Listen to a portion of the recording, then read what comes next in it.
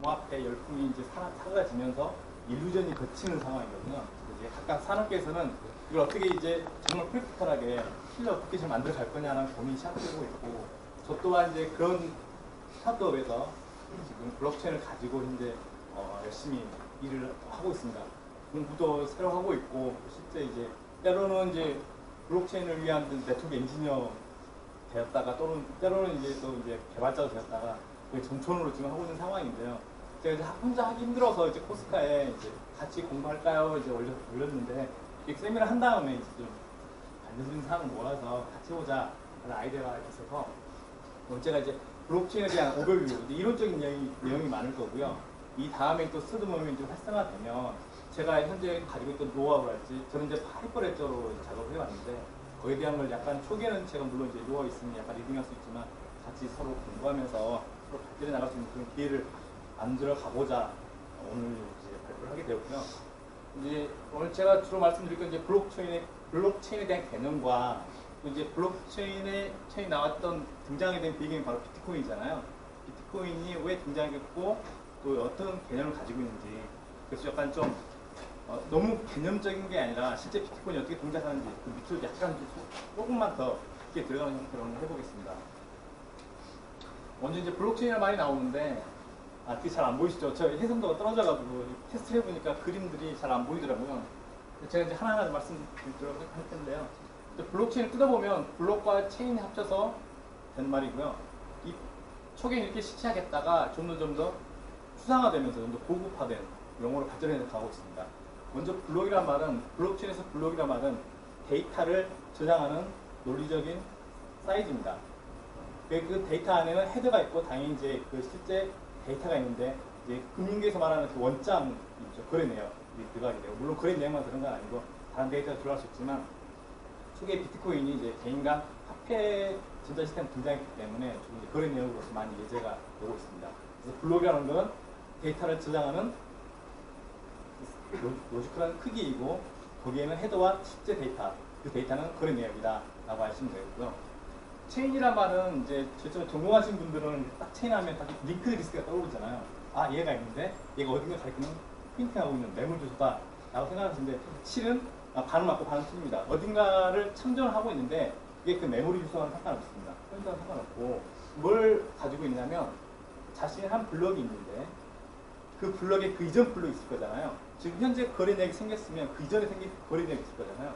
그 거래 내역이 한 블럭에 담겨있을 텐데, 이 다음 블럭이 이전 블럭에 해시값을 가지고 있습니다. 그래서 체인이라고 합니다. 그럼 이제 두 개가 합쳐서 이제 블록체인이 되는데, 결국 이제 여러 가지 거래 내역이 있고, 그 거래 내역들이 모여서 하나의 블록을 이루고, 각각의 블록들이 이제 순차적으로 계속 저장될 텐데, 그 현 시점의 블록은 그 이전 블록의 해시값을 가지고 있고, 전체 블록에 대한 헤더와 데이터에 대한 전체 블록에 대한 해시값을 가지고 있고, 그 이전 블록에 대한 그 이전 블록의 해시값을 가지고 있습니다. 그래서 블록이 여기 연결되어 있고, 이 블록이 또 해시값이 이렇게 연결되는 거죠. 이게 이제 어떤 의미가 있냐면, 해시값의 특징이 다 아시죠? 원문을 넣으면 단축화된 결과물이 나오죠. 이게 비트만 하나만 바뀌어도 전혀 엉뚱한 값이 나오죠. 그래서 이게 이제 비각적으로 그러는데, 여기 원에서 결과로는 쉽게 가는데, 이제 계산적으로 쉽게 가는데, 이 결과를 가지고 이 원래 텍스트를 수정하기 굉장히 어렵죠. 너무너무 어렵죠. 그래서 이제 만약에 이런 데이터들이 계속 블록으로 저장되고 블록들이 계속 연결되어 있는데, 중간에 뭔가 하나가 위편적으로 일어났다. 그럼 해시값이 바뀌게 되죠. 그러면 그 원장은, 그 블록은, 그 데이터는 신뢰를 잃게 됩니다. 그래서 결국 블록체인이라는 말은 블록이 이제 여러 개 합쳐져 있는데, 이제 파일이 저장되어 있고, 그런 것들이 각각 이전 블록의 해시를 가지고 있는 겁니다. 그래서 이전 블록의 해시를 가지고 있으면서 위변적으로 관계하고, 또 그럼으로써 이제 신뢰를 증명해 주는 것이죠. 그래서 혹자는 블록체인을 간단히 말하기를 트러스트 컴퓨팅이라고 합니다. 신뢰 컴퓨팅이라고 합니다. 믿을 수 있다, 이 블록체인은. 그렇게 해서 이제 얘기가 됐고요. 이게 이제 문자적으로 뜯어보는 얘기고요. 이제 이 블록체인 점점 발전하게 됩니다, 개념적으로. 그래서 어떻게 발전하냐면, 이게 1세대였다면 2세대는 이제 어떻게 발전이 되냐면, 분산화된 또는 탈중앙화된 어플리케이션을 실행할 수 있는 프레임워크이자 플랫폼이 됩니다. 그래서 플랫폼은 개발할 수 있고 실제 비즈니스 운영이 가능한 걸 의미합니다. 그래서 탈중화된 앱이 돌아가고 있고요. 그 탈중화된 앱 안에는 스마트 컨트랙트라는 게 또 로직이 들어가 있습니다.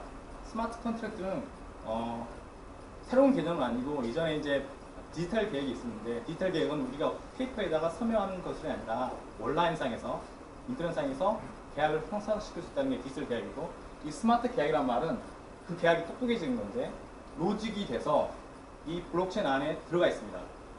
그러면 클라이언트 또는 이런 앱이 얘를 트리거를 시키고 그러면 그 계약이 성사가 됩니다. 그리고 이제 스마트 컨트랙트를 하는데요.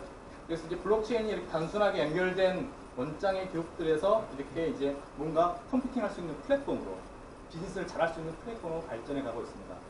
이게 이제 비트코인이 통해서 우리가 알게 됐던 블록체인의 특징이었고요.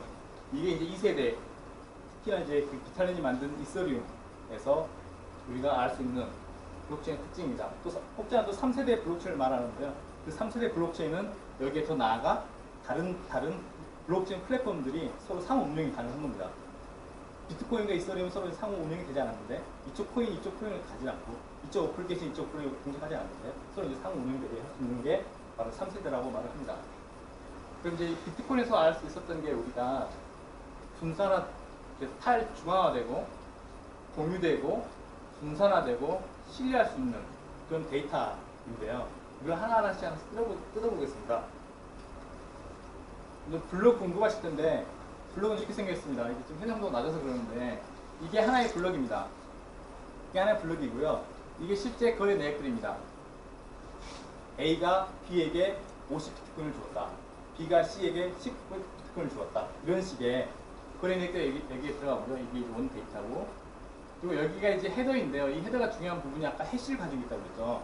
그래서 이 헤더를 보면 이 부분의 해시가 여기 전체 블록에 대한 해시를 가지고 있습니다. 그래서 누군가가 여기를 하나 슬쩍 분석시키면 이 값이 달라져서 이 리스트를 받은, 이 블록을 받은 그 노드에서는 이걸 신뢰할 수 없구나 판단할 수 있게 됩니다.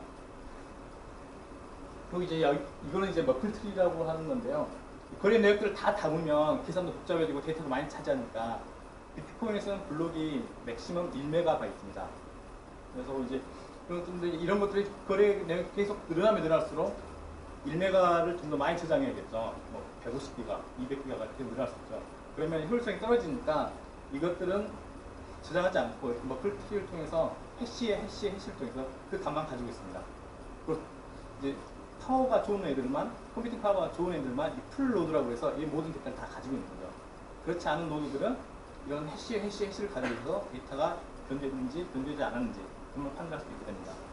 이게 간단한 블록들이고요. 그래서 이 블록은 이전 블록의 해시값을 가지고 있고, 이 블록은 이전에, 그러다 보면 결국은 계속 쫓아가다 보면 결국 최초의 원장이 나오겠죠. 최초의 블록이. 그래서 제네시스 블록이라고 그러고, 그 바로 이제 그 블록체인 플랫폼을 만들었던 사람이 최초에 만든 거죠. 이제 비트코인 같은 경우는 사토시가 만들었던 것이겠죠. 블록은 그렇게 생겼고요. 이제 이게 비트코인이나 블록체인이 가장 주장하는 게 탈중앙화입니다. 중앙을 거치지 않고 스스로 우리끼리 알아서 오토노머스하게 자율적으로 하자는 게 가장 중요한 철학입니다. 이 중앙에 있다는 거는 얘가 뭔가 오토리티가 있는 거죠. 어떤 권한과 파워가 있고 이걸 잘 유지하게 되죠. 그런데 이걸 우리가 굳이 필요하겠느냐? 우리가 발전된 IT 기술로서 이렇게 탈중앙화 시켜보자. 여기 중앙이 없죠. 그래서 서로가 동등한 권한을 가지고 이제 운영해보자 라는 게 탈중앙입니다. 근데 서로 장단점이 있죠. 이쪽은 가면 그만큼 처리해야 될 이슈들이 굉장히 많습니다. 피어 투 피어에다가 분산되어 있고, 또 비동기화 되어 있고, 또 누군가는 공격할 수도 있고, 그래서 그걸 다 커버해 가면서 해야 되기 때문에 굉장히 비효율적이고 컴퓨팅 파워가 많이 필요하죠. 여기는 중앙에 굉장히 신뢰할 만한 기관이 있다면 우리는 그 기관을 믿고 따르면 되겠죠. 예를 들면 이제 화폐로 치면 이게 이제 한국은행이 되겠죠. 여기가. 그래서 우리는 한국은행 전적으로 믿죠. 한국은행이 이제 돈을 주주해서 화폐를 유통을 시키죠. 우리 그 돈을 받아서 사용하게 되죠. 그 돈에는 다 일렬번호가 찍혀 있고 위건조가 되면 정부의 책임지고 이 돈을 잡거나 이게 신뢰를 보장해주죠. 자, 그런데 이제 이쪽으로 가면 이게 달라집니다. 중앙에 그런 오소리티가 없기 때문에, 기관이 없기 때문에 여기서 알아서 이제 알고리즘이 그 일을 해야 합니다. 네, 그걸 이제 가장 프랙티컬하게 잘 해준 게 바로 비트코인이 시작이었고요. 비트코인을 효시로 해서 이제 계속 그 2세대, 3세대 블록체인 플랫폼이 나오게 된 겁니다. 이게 이제 탈중앙이고요. 이 실은 이 탈중앙은 그 사이버펑크라는 문화가 있었다고 합니다. 나는 구속이 싫어. 나는 자유야. 나는 정부로 구속되는 게 싫어. 그리고 나는 나의 프라이버시를 완벽하게 지키고 싶어. 이런 식의 문화 흐름이 있었다고 합니다. 아마. 그래서 그것들이 이어지고 또 연구자까지 이어져서 IT 관련된 분들께 이어져서 이런 암호화 관련된 또 P2P에 관련된 것으로 계속 이어져서 이런 것들이 나오게 된 배경이라고 생각합니다. 제가 잠시 P2P라고 말씀드렸는데 뭐 다 아시겠지만 이제 그 P2P는 클라이언트 서버와 약간 대응할 수 있는 거죠. 메인프레임 시대가 있었고 용량화된 서버를 두고 다시 약간 파워풀한 클라이언트를 두고 이게 이제 P2P로 넘어가고 이런 식의 구조가 있었고 중앙에 이제 누군가가 오소리티 있느냐 없느냐에 따라서 센트럴라이즈냐 디센트럴라이즈냐 말을 하는 거죠. 피어-투-피어인데 완벽하게 피어-투-피어인 경우가 있죠. 중앙에 아무 오소리티가 없습니다. 그래서 각자 동등하게 서로 주고받는 거죠, 메시지를. 그런데 센트럴라이즈된 피어-투-피어도 있을 수 있는 거죠. 중앙에 뭔가 주소를 가지고 있어서 내가 피어-투-피어에 접속을 하려면 먼저 얘를 찾아봐야 된다. 그래서 결국 얘가 뭔가 오소리티가 있는 거죠. 그런데 얘는 피어-투-피어이면서도 센트럴라이즈가 있는 겁니다. 클라이언트 서버도 마찬가지로 이제 디센트럴라이즈 될 수도 있고 이렇게 완벽하게 센트럴라이즈 될 수가 있는 거죠. 그래서 우리가 추구하는 블록체인은 피어-투-피어에 디센트럴라이즈 되어 있고 효율성을 좀 높이기 위해서 중간중간 이제 노드 리더들이 나오게 됩니다. 그래서 여기까지가 현재로서 보여줄 수 있는 플랫폼 블록체인 플랫폼의 네트워크입니다. 자, 그러면 이제 그 해시를 통해서 데이터 유입 변조를 쉽게 파악할 수 있다고 그러는데요. 다음 중요한 기술이 또 뭐냐면 바로 PKI라고 개인 공개키입니다. 이거는 이제 데이터를 잘 암호화시키고 잘 복구화시킬 수 있다는 것이죠. 그래서 이제 블록체인에서는 이 공개키를 이용해서 데이터를 잘 인크립션 시키고 또 상대방이 잘 하는 그걸 적극적으로 잘 활용을 하고 있습니다. 얘는 아까 이제 블록 설명할 때 말씀드렸었죠. 블록이 이전의 블록의 해시 값을 가지고 있고 이런 식으로 시켰었다. 자, 그러면 이제 유변들을 한 다음에 블록을 어떤 노드가 악의를 가지고 어떤 그룹이 악의를 가지고 계속 나는 일부러 이렇게 추가시키겠다라고 했을 때 이걸 과연 블록체인이 알고리즘적으로 이걸 막아낼 수 있느냐 이게 중요한 건데요.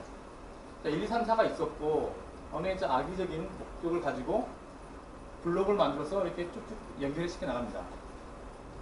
여기는 원래 알고리즘 돌아가는 노드들이 쭉쭉쭉 생겨 나가겠죠. 자, 그럼 이걸 어떻게 막을 수 있냐면 먼저 이 각각의 블록은 이제 주위 노드에서 검증을 받게 되는데요. 그 해시 값이 정확하느냐, 블록이 제대로 구성되어 있느냐, 블록 사이즈는 1메가 이하느냐 등등의 검증을 거치게 됩니다. 그 검증을 통과해야지 이걸 연결시켜주고요. 그렇지 않으면 얘를 그냥 버립니다. 그래서 일단 이 붙일 때 아무것도 만들면 안 되고 일단 그 검증을 통과할 수 있을 정도로 교육통을 만들어야 되겠죠. 그런 다음에 잘 만들어서 쭉 연결했다 치면 이제 다른 노드도 계속 이렇게 만들어 붙이겠죠. 그런데 이제 이 컨센서스라는 게 결국 합의 알고리즘인데 이건 다수의 노드들이 마구 분산되어 있는데 이렇게 결국 체인이 두 가닥이 생기면 두 줄이 생기면 포킹이 된다면 어떤 걸 선택할 거냐라는 이제 문제가 나오죠. 그래서 그걸 이제 해결하는 알고리즘이 컨센서스라고 부르는데 컨센서스 알고리즘이라고 부르는데 이 알고리즘에서는 기본적으로 심플하게 간단하게 긴 걸 선택합니다. 그리하게 긴 걸 선택합니다. 그러면 결국 내가 악의적인 목적을 가지고 있다. 블록체인에서 뭔가 좀 경제적 이익이나 정치적인 목적으로 없애버리겠다 라고 했을 때는 남들보다 선의 노드들보다 좀 더 길게 만들어야겠죠. 계속 붙여서 길게 만들어야 돼. 그래서 남들이 나한테 붙을 거고 그래서 내가 그걸 어떻게든 경제적 이익을 취하든 아니면 파괴시키든 하게 쓸 수 있겠죠. 그러려면 컴퓨터 노드가 굉장히 많아되고 파워가 높아야 됩니다.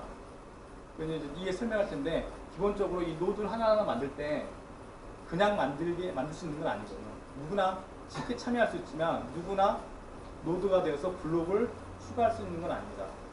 블록을 추가할 수 있는 자격이 있는데 그게 바로 이제 그 컨센서스 알고리즘에 포함되어 있습니다.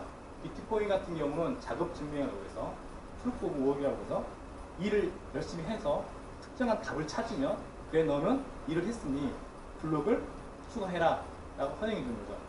그래서 내가 악의적인 목적을 가지고 하려면 이 알고리즘에 있는 문제를 열심히 풀어서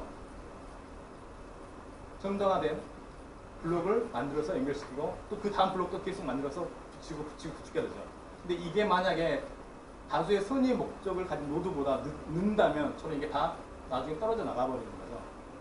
그래서 이 블록체인은 뭔가 악의를 가지는 노드가 있다 할지라도 네트워크 효과에 의해서 선의의 노드들이 더 일을 열심히 잘해서 길게 체인을 유지해서 결국은 얘들이 사라지게 될 거다라고 말을 하고 있습니다.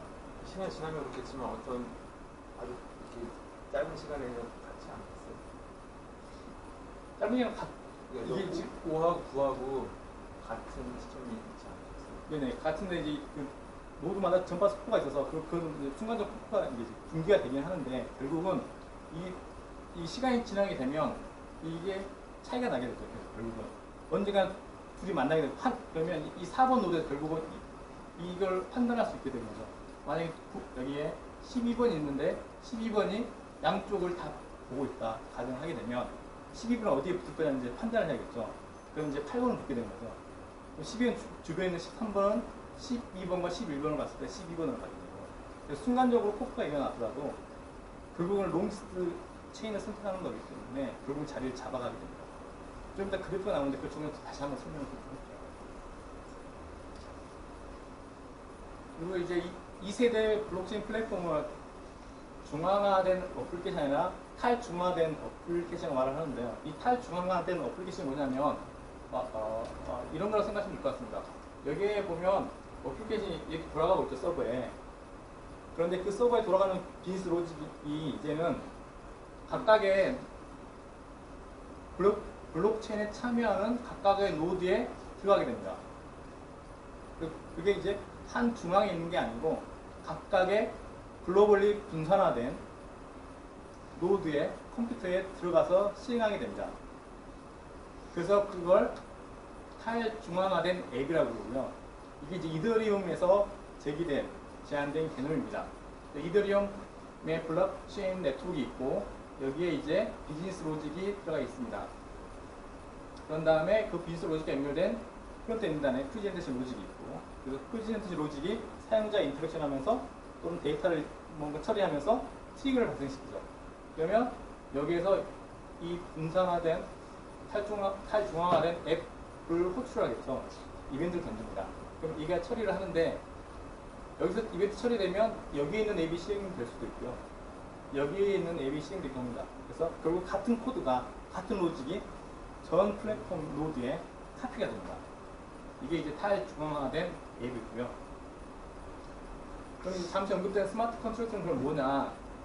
이 스마트 컨트랙터는 결국은 EPDNS 구현된 로직입니다. 그 로직이 블록체인 플랫폼 노드 안에 들어가 있습니다. 그래서 계속 기다리고 있는 거죠, 상태를. 그러다가 외부에서 트리거가 옵니다. 이벤트가 오든 아니면 어떤 새로운 거래 내역이 생기든 그게 오면 이게 활성화되면서 자기 안에 들어있는 로직을 실행하게 됩니다. 그다음에 그 결과를 또 앞으로 내는 것이죠.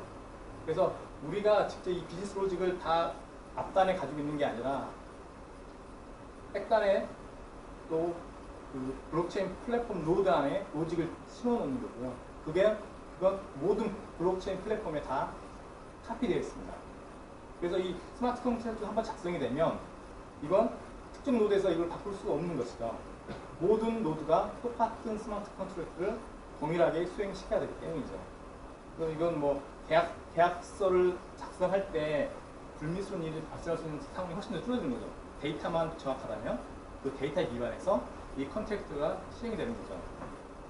예를 들면 이런 게 있을 수 있습니다. 예를 들면 제가 이제 그 꽃집을 운영하는데 배달을 받는데 마침 10시에 꽃 열송이 제대로 온다. 그러면 돈 얼마 주고 배송이 30분 늦는다 그럼 약간 차감시 주고 이런 식의 로직을 먼저 만들어 놓고 여기에 넣는 거죠.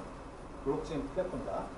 그런데 앞단에서는 실제 들어온 시간을 체크해서 넣어주면 이게 이 스마트 컨트랙트를 실행을 시키고 트리거를 시키고 얘가 실행이 돼서 돈을 이체를 하겠죠. 이런 식으로 동작하는 게 바로 탈중앙화된 앱과 스마트 컨트랙트입니다.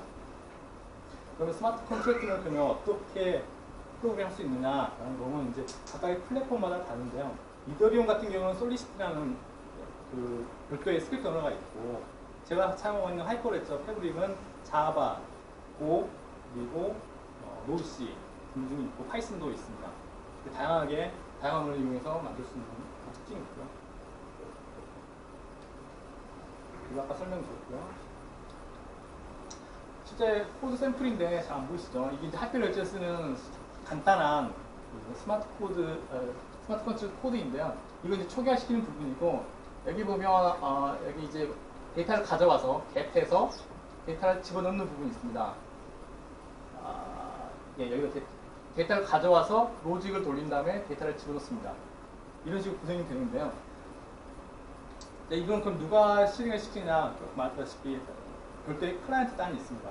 클라이언트 단이 트리거를 시켜주면 여기가 호출이 되면서 그 하이퍼레저 블록체인 플랫폼이 얘를 실행시켜서 그 결과를 저장시켜줍니다.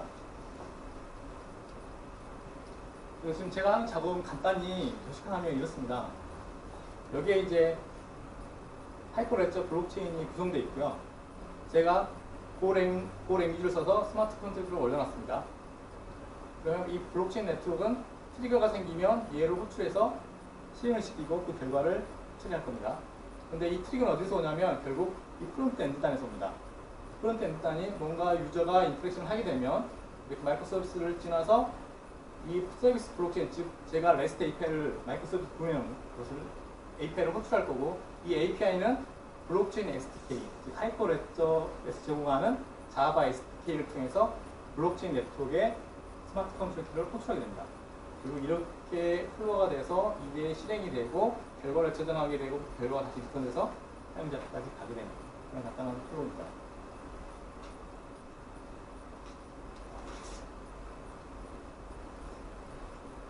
이거는 이제 블록체인 하면 당연히 따라올 수밖에 없는 게 이제 암호화폐, 가상화폐이죠. 비트코인이 결국은 암호화폐 또는 가상화폐이죠. 기존에는 이제 가상화폐라는 말을 많이 썼는데, 버추얼 커런시라는 말을 많이 썼는데, 이제는 암호학을 기반으로 했다고 해서 이제 암호화폐라고 많이 부르는 추세입니다. 저도 이제 여기서는 암호화폐라고 그러는데요. 이 암호화폐는 갑자기 비트코인으로서 등장한 게 아니라 그 이전부터 그 역사가 있었습니다. 각각 이제 범주를 한번 살펴보면 먼저 디지털 화폐라는 얘기는 또는 전자화폐란 말은 피지컬한 화폐, 종이화폐, 금화 이게 아니고 뭔가 전자화된 화폐라는 의미겠죠. 그게 의미하고 예를 들어 보면 뭐 인터넷 쓸 수 있는 쿠폰 같은 거, 바코드 긁을 수 있는 쿠폰 같은 거랄지 우리가 쓰는 암호화폐랄지 그다음에 뭐 캐시, 인터넷 쓸 수 있는 뭐 캐시 포인트 같은 거 그건 다 디지털 포인트가 되겠죠. 디지털 커런시겠죠. 가상화폐가 있는데요. 가상화폐는 디지털 화폐 중에서 정부로부터 뭔가 제도적으로 규제를 받지 않는 이런 것을 가상화폐라고 합니다. 이 기준은 제가 위키피디아에서 따온 겁니다. 이 가상화폐고 크립토커런시는 이런 디지털 화폐 중에 암호학을 기반으로 만들어진 화폐를 암호화폐라고 합니다. 암호화폐가 아닌 것들 일반적으로 쓸 수 있는 뭐 쿠폰 같은 것들, 뭐 도토리 같은 것들 이런 거 다 가상화폐이지만 암호화폐는 아닌 거죠. 그래서 디지털 화폐가 가장 큰 범주이고 그 안에 가상화폐가 있고 또 그 약간 거짓하고 걸쳐져 있는 게 바로 암호화폐인 거죠. 그러니까 비트코인은 암호화폐이면서 디지털 화폐인 거죠. 전자화폐인 거고. 그래서 비트코인을 처음 만든 그 파운더가 논문을 쓸 때 바로 그 일렉트로닉 캐시라고 했습니다. 전자 캐시라고 했었어요. 그게 결국 디지털 화폐라는 얘기였죠. 그럼 이제 비트코인으로 갈 텐데요. 블록체인 하면 비트코인이 빠질 수 없는 게 비트코인이 이렇게 붐이 된 게 결국은 블록체인이 붐이 되는 게 비트코인이 나왔죠. 비트코인은 블록체인 말을 쓰지 않았는데 비트코인은 그 일단 기존에 이제 블록체인 기술을 가지고 있었고 결국 운용은 전자화폐였던 거거든요.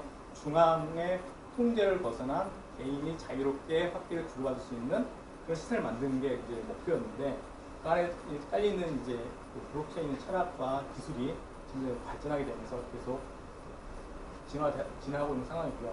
그래서 오늘은 비트코인에 대해서 좀 더 들어가 보고 나중에 이제 기회가 되면 스터디몬에서 좀 더 이제 다른 블록체인 플랫폼 이더리움이나 하이퍼랬죠. 그리고 어떻게 실제로 구성을 하고 네트워크 구성하고 어떻게 실제 스마트 컨트롤을 프로그램할 수 있는지 좀 알아보려고 합니다. 비트코인 먼저 들어갔는데요. 파운더가 사토시 나카모토라고 이 논문에서 썼는데요. 다 아시겠지만 이분이 사람인지 아니면 그룹인지 누군지 전혀 아직까지 모르고 있습니다. 그래서 뭐 미국의 뭐 NSA 같은 경우는 워낙 접근한 데이터가 많으니까 분명히 누군가를 특정했을 거다라고 말을 하는데 아직은 공식적으로 오픈되지 않았습니다. 그래서 아직은 신비에 쌓인 인물이고요. 이분이 2008년 10월 31일 날 이 논문을 하나 올려놓습니다. 암호 커뮤니티에. 그리고 그 다음에 1월 4일에 실제 동작하는 프랙티컬이 잘 동작하는 시스템을 올립니다. 그래서 그게 시초가 됐고요. 여기 이제 앱스트랙트를 읽어보면 여기 나온 키워드만 몇 개 말씀드릴게요. 피어 투 피어, 그다음에 일렉트로닉 캐시, 피어 투 피어라고 되어 있고요. 일렉트로닉 캐시라고 되어 있고, 그다음에 직접 전송할 수 있다 다른 사람에게. 그리고 디지털 시그니처가 들어가 있고, 트러스티드 서드 파티 TTP가 필요 없다. 즉 외부에 뭔가 인증을 필요한 그런 기관이 필요가 없다. 더블 스펜딩을 방지한다. 즉 화폐의 중요한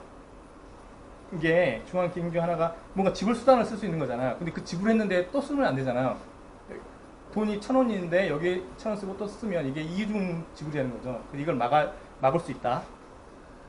그리고 또 해시를 쓰고 있고, 뭐 롱디스 체인이 선택이 되고, 뭐 등등등. 이 앱스트랙트에 그런 얘기가 들어 있습니다.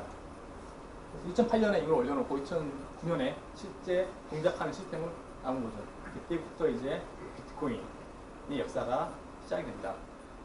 이제 사람들이 비트코인에 열광한 게 전공자들은 이렇게 말하더라고요. 비트코인이 아주 새로운 개념 또 새로운 기술을 개발한 건 아니다.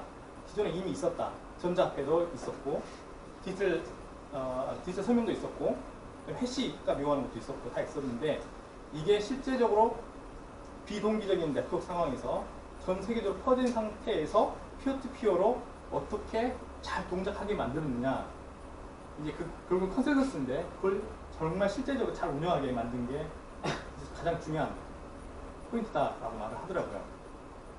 그래서 이제 그걸 하나씩 또 들어보도록 하겠습니다. 이게 실제 비트코인이 동작하는 전체적인 흐름입니다. 이 흐름을 쫓아가 볼 건데요. 처음에 사람이, 여기는 이제 앨리스라고 하는데요. 사람이 이제 누군가로부터 물건을 사려면 돈을 지급해야 되죠. 비트코인에서 돈은 비트코인이죠. 비트코인을 지급하려고 합니다. 그러기 위해서 자신의 계정을 만들어야 됩니다. 그 계정이 여기서 어드레스라고 표현합니다. 계정을 만든 다음에 그걸 이제 그 트랜잭션을 제안합니다. 나 이렇게 돈을 지급하겠다 하고 자신의 공개 키로, 정확히는 이제 프라이빗 키로 이제 서명을 하는 거죠. 사인을 하는 거죠. 그래서 넘기면 근처에 있는 비트코인 노드가 그 트랜잭션을 받습니다. 앨리스가 과백에 10비트코인을 보낸다. 그 트랜잭션 받고요. 여기서 또 바로 그 노드가 블록을 만드는 거 아닙니다. 블록은 10분마다 하나씩 생성되게 되고요. 태생적으로. 그 노드는 주위에서 모든 트랜잭션들 다 받습니다. 트랜잭션들 다 브로드캐스팅 되거든요. 블록이. 다 받아서 풀에 넣고요. 자기는 무조건 이제 그 블록 만들 수 있는 권한인 작업 증명을 계속 합니다. 특정 값을 문제를 풀어내는 거죠. 모아놓고. 그런 다음에 자신이 직접 어떤 문제를 찾았으면 드디어 블록을 만들 수 있게 됩니다. 그리고 그 블록 안에다가 이 트랜잭션을 집어넣습니다. 그런 다음에 블록 하나 만든 다음에 빨리 연결시켜야 됩니다. 그 이전에 있는 가장 긴 블록과 그렇지 않으면 남이 먼저 발견했으면 내 블록은 손실되고 돈도 뺏기게 됩니다. 그래서 블록을 만들게 되면 이제 비트코인 보상으로 주어지는데 그걸 빨리 붙이고 최소한 내 뒤로 6개 정도 블록이 붙어야지 이 돈이 확실히 내 것이 되는 거죠. 그래서 빨리 붙이고 또 다음 작업을 또 계속하는 거죠. 다음 블록을 만들기 위해서. 그래서 그 작업이 여기가 이렇게 돼 있고, 그 다음에 이 블록 계속 만들었고, 그 다음에 이제 결국 이게 상대방인 그 바닥에 가는 경로죠. 그래서 이제 하나씩 한번 보겠는데요. 이게 똑같은 얘기니까 넘어가도록 하겠습니다. 자, 그러면 이제 계정을 만드는 겁니다. 비트코인의 계정을 만드는 건데 어떻게 만드냐? 간단히 말씀드리면 퍼블릭 키에서 해시를 통해서 나의 계정을 만드는 겁니다. 그래서 먼저 퍼블릭 키와 프라이빗 키를 만든 다음에 그 퍼블릭 키를 어느 정도 좀 캘큘레이션해서 즉 해시를 2번 돌려서 하나의 일정 구간 주소를 얻어내는 거죠. 이게 내 계정이 되는 겁니다. 좀 자세히 보면 이렇게 ECDSA라는, 그러니까 이게 뭐 2차원 곡선을 이용한 프라이빗 키와 퍼블릭 키를 생성하는 건데, 기존에는 이제 RSA를 많이 썼잖아요. 근데 RSA가 좋은 것이었는데 RSA 3072비트로 할 수 있는 게 이 ECDSA는 256비트로 할 수 있는, 굉장히 효과가 뛰어난, 적은 비트로도 동일한 효과를 낼 수 있는 그런 좋은 알고리즘이어서 요즘에는 이걸 많이 씁니다. ECDSA를 통해서 나의 프라이빗과 퍼블릭 키를 만들어내고, 퍼블릭 키를 가지고 이제 먼저 SHA, Secure 해시 알고리즘 한번 돌려서 해시 값을 얻어내고, 거기에 또 RIP-EMD라는 해시를 또 넣어서 최종 결과를 받아내는 거죠. 이게 이제 나의 계정이 되는 겁니다. 그래서 비트코인을 하려면 먼저 퍼블릭, 프라이빗을 만든 다음에 계정을 얻어내는 거죠. 이게 나의 주소가 됩니다. 퍼블릭키를 그대로 안 쓰는 이유는 뭐예요? 퍼블릭키도 써도 되는 거 아니에요? 퍼블릭키는 이제 기본적으로 퍼블릭키와 프라이빗의 기본적인 목적은 암호화와 복화하잖아요. 근데 이거는 거기에 쓰기에는 너무 길고, 또 이 퍼블릭키가 진짜, 그러니까 여기 이 퍼블릭키를 해시해서 이게 나오잖아요.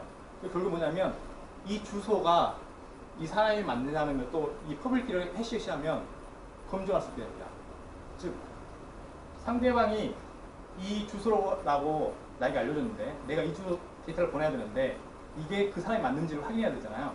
그러면 그 사람의 공유기를 가져가지고 동일한 알고리즘 2번 돌리면 특정 값이 나오고, 이 값이 이것과 동일하다면 내가 이 사람이 공유키가 가진 사람과 동일하구나 라고 판단할 수 있게 됩니다. 판단할 수 있을 것 같은데 퍼블릭키가 길어서 그러네요. 그러니까 길기도 하고 이 검증도 한번 하고 싶어서 이런 방식을 사용하고 있어요.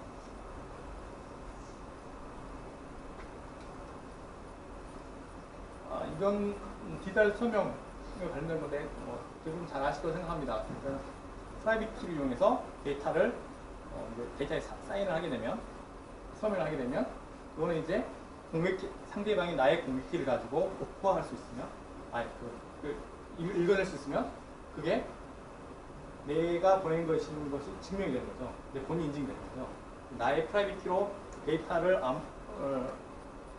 이제 사인을 하면 퍼블릭 키로는 풀리니까, 만약 안 풀리면 그 퍼블릭 키가 내 게 아니거나 내가 아니거나 그런 거죠.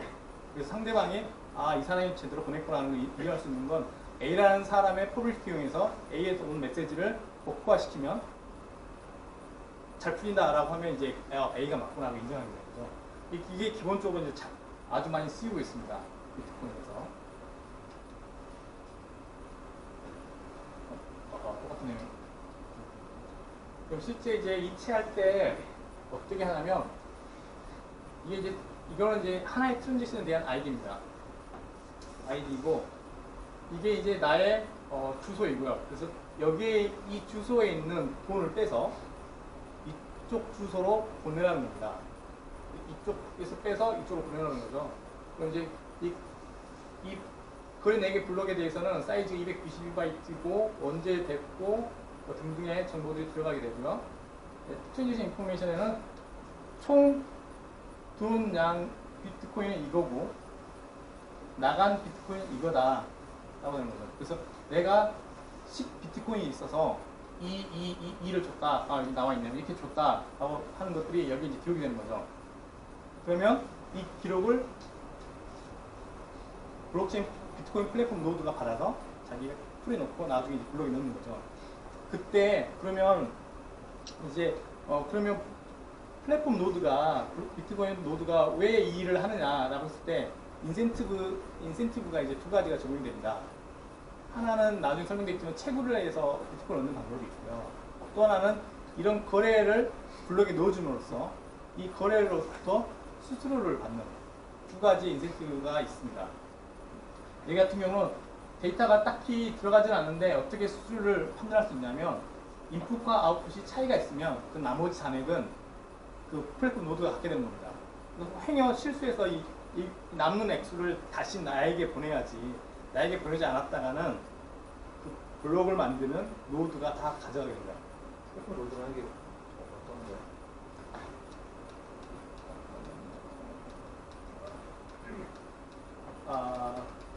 노드라는 게 결국은 이제 비트코인 소스 코드를 받아서 이제 운영을 하면서 계속 채굴을 합니다. 블록을 만들 수 있게끔. 그 블록에는 거래 내역이 들어가겠죠. 이 한 명이 네 명이 보는 것처럼 그걸 다 가지고 자기 풀에 넣고 트랜지션 풀에 넣고 이걸 이제 블록에 넣기 위해서는 블록 만들 수 있는 권한을 획득해야 되니까 그 권한을 찾기 위해서 계속 문제를 풀어나갑니다. 그러다가 문제를 풀면 그때서 거래 내역 풀에서 우선순위가 높은 거래 내역을 끄집어내서 블록에 넣습니다. 그래서 그 블록을 이제 브로드캐스팅 하는 거죠. 아, 했다. 그러면 이제 옆 노드에서는 그 블록을 받아서 블록이 제대로 작성되어 있는지 얘가 문제를 제대로 풀었는지 이것을 검증하게 됩니다.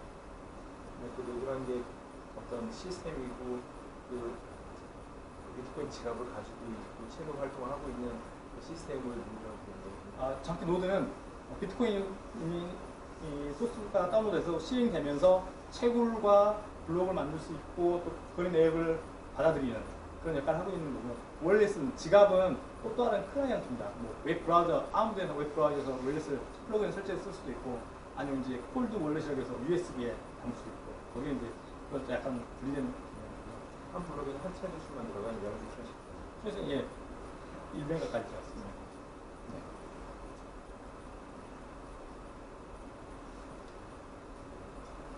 자 그러면 이제 그 노드에서 비트코인 노드에서 자신이 문제를 풀었으면 이 그 트랜지션을 이건 그냥 아니고 이 트랜지션은 이제 뭐냐면 그 내가 이런 거래를 발생시켰다는 걸 모든 노드에게 다 전파를 시켜야 되는 거죠. 최대한 많은 노드에게.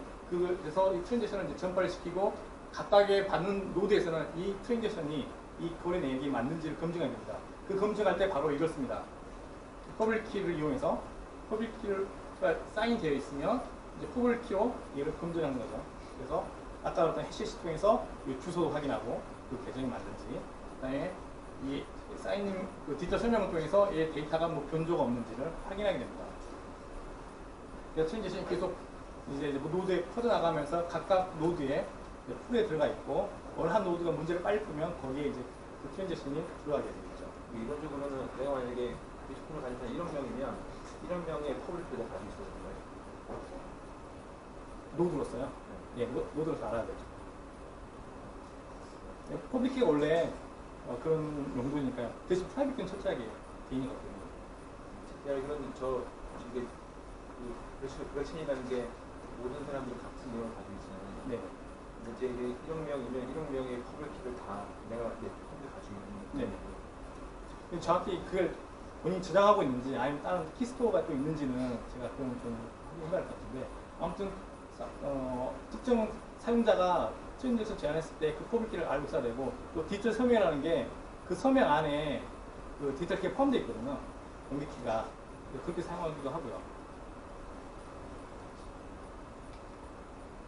자, 그러면 이제 노드가 받아서 인접한 노드를 계속 받겠죠. 그 트랜지션을. 그 트랜지션을 다 이제 풀에 넣습니다. 그래서 이제 넣어놓고 자기는 이제 일을 해야 되죠. 퀴즈를 풀어야죠, 빨리. 퀴즈를 풀어서 퀴즈를 풀면 여기서 끄집어내는데 그냥 순서적으로 끄집어내는 게 아니라 우선순위를 두고 끄집어냅니다. 예를 들면 거리 수수료를 많이 주는 놈을 먼저 뽑아내거나 아니면 여기 풀이 오래 있었던 애를 뽑아내거나 그런 우선순위에 의해서 이제 뽑아내서 블록에 보내는 거죠. 그래서 이제 만약에 거리 수수료를 뭐 낮게 측정했다 하면 여기에서 계속 머무르게 되는 경우가 있죠. 이체 확정이 안 되는 거죠. 내가 커피를 사 먹기 위해서 돈을 1비트코인을 냈는데 그게 확정이 안 되고 계속 풀에 있는 거죠. 그러면 이제 커피숍에서 마냥 기다려야 되는 거죠. 이체 확정될 때까지. 그게 이제 또 이런 식의 단점이 되는 거예요.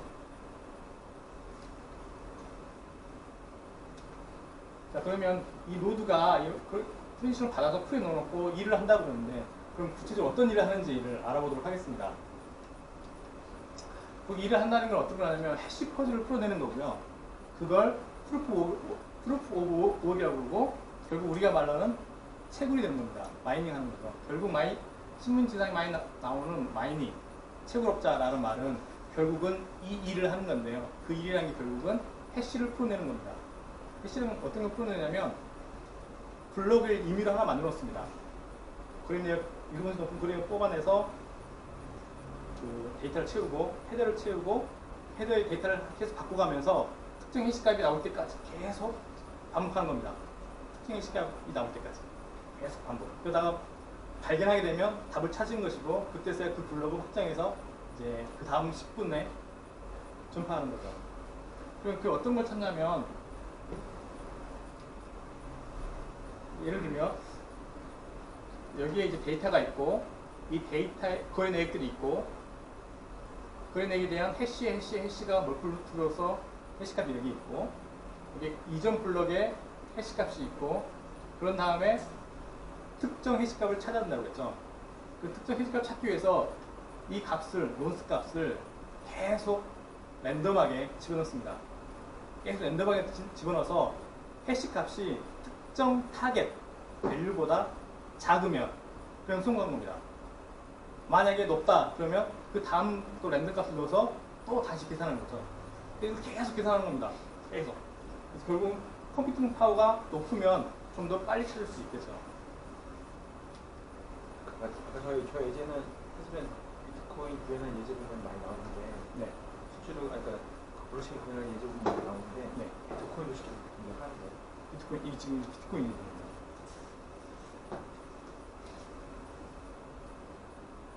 그러면 이제 머플루트라는 게 결국은 원 데이터의 바이너리 트리 해시입니다.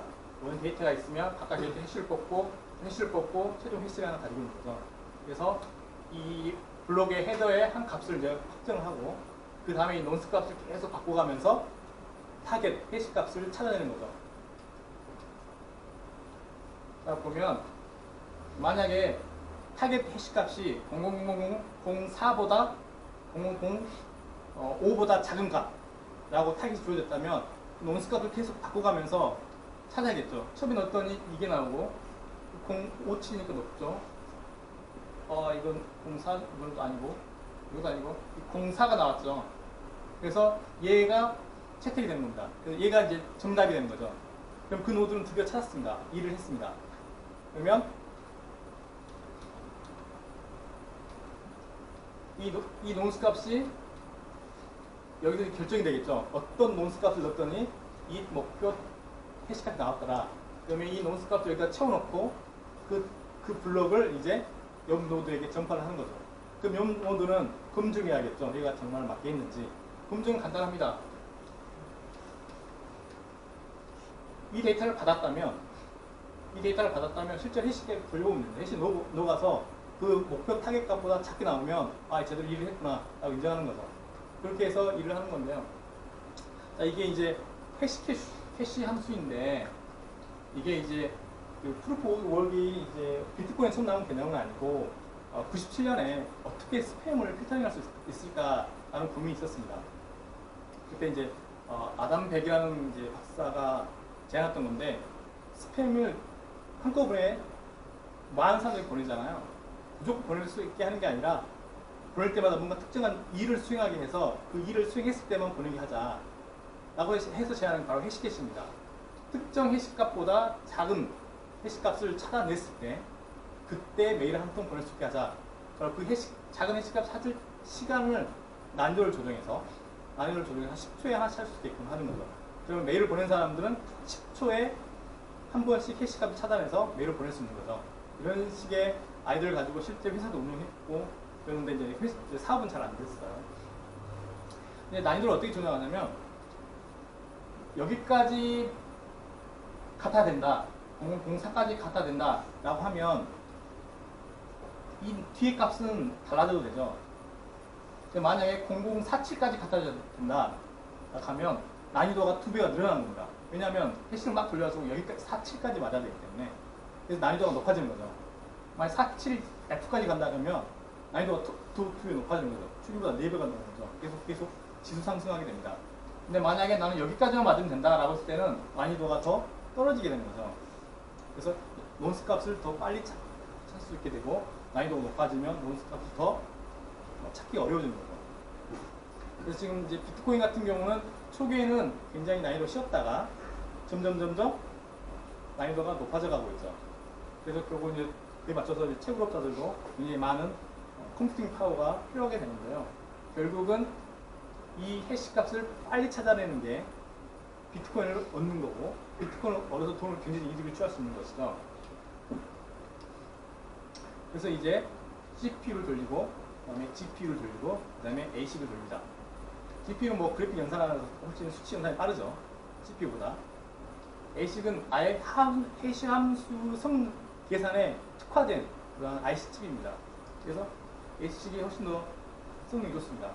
대신에 단가는 이쪽으로 갈수록 비싸지는 거죠. 그래서 초기에 이제 CPU 거 했다가 채굴업자가 GPU 돌리고 그 다음에 이제 ASIC을 하는 거죠. 여기 이제 중요한 변화는 결국은 파워 게임이 되는, 머니 게임이 되는 거죠. 돈 많은 사람들이 이쪽으로 많이 몰려서 많이 이제 그 해시를 돌리게 되면 해시 파워가 커지는 거죠. 해시를 얻을 수 있는 능력이 커지는 거죠. 해시 파워가 커져서 비트코인이 결국은 한쪽으로 쏠리게 됐다. 그러면 결국 초기 철학인 탈중앙이 결국은 또 한쪽으로 쏠리게 되지 않느냐라는 논란이 있고, 실제로 보면 그게 일어났습니다. 이미. 이건 마이닝 타임이라고 해서 아예 이런 GPU를 놓고 계속 연관을 시키는 거죠. 계속.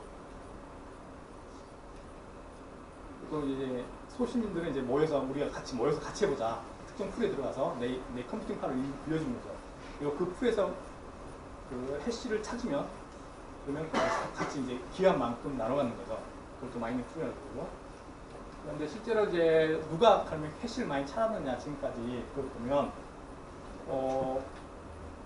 딱 봐도 5개가 거의 70% 이상을 점유하고 있죠.